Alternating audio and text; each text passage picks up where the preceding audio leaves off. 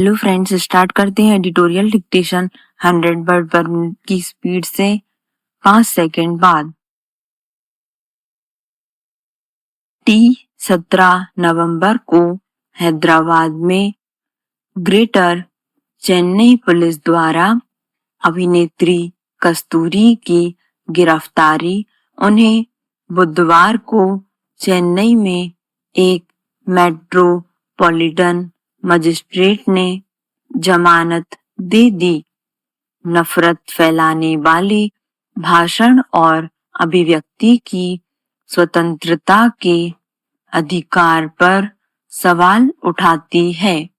कुछ ही दिन पहले मद्रास उच्च न्यायालय की मदुरई पीठ द्वारा अग्रिम जमानत के लिए उनकी याचिका खारिज करने के बाद उनकी गिरफ्तारी अपरिहार्य लग रही थी, जिसे उन्होंने इस महीने की शुरुआत में चेन्नई में एक कार्यक्रम में तेलुगु समुदाय पर अपनी अरुचिकर और अपमानजनक टिप्पणियों के लिए पुलिस कार्रवाई के डर से मांगा था।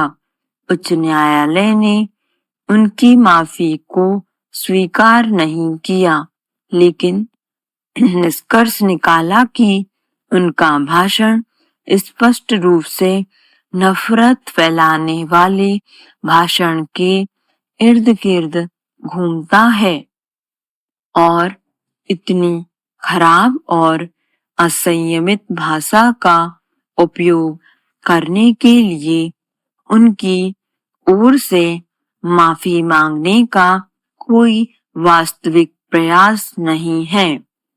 कोई भी व्यक्ति हाई कोर्ट की इस स्थिति से सहमत नहीं हो सकता कि सोशल मीडिया के इस युग में सार्वजनिक मंचों का उपयोग करने वाले वक्ताओं को सावधानी बरतने की आवश्यकता है, क्योंकि जो कहा जाता है वह एक स्थायी रिकॉर्ड बन जाता है।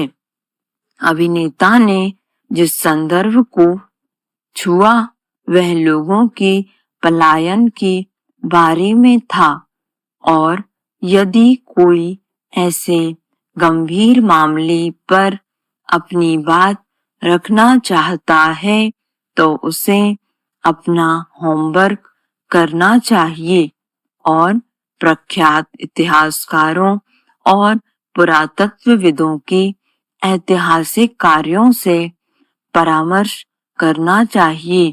प्रत्येक सार्वजनिक वक्ता को विचार और शब्दों में संयम बरतने के महत्व को आंतरिक रूप से समझना चाहिए। सार्वजनिक हस्तियों की यह जिम्मेदारी है कि वे सुनिश्चित करें कि उनके शब्द किसी भी सामाजिक समूह को भड़काए नहीं, लेकिन नागरिकों द्वारा किए गए हर उल्लंघन के मामले में गिरफ्तारी राज्य की प्रतिक्रिया नहीं होनी चाहिए।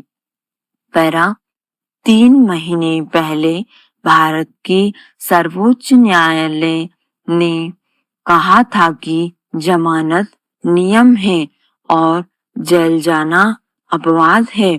यहाँ तक कि धन शोधन के मामलों में भी मदुरई पीठ अभिनेत्री की याचिका खारिज करने से पहले इस सिद्धांत को ध्यान में रख सकती थी। इसके बाद अधिकारी मामले को नए सिरे से देख सकते थे, लेकिन उनके मामले में गिरफ्तारी करने के लिए एक विशेष टीम बन गई थी। पुलिस के पास बुनियादी सामग्री की उपलब्धता के मद्देनजर हिरासत में पूछताछ की आवश्यकता नहीं पड़ी। गवाहों के साथ छेड़छाड़ करने का उनका कोई प्रयास असंभव है।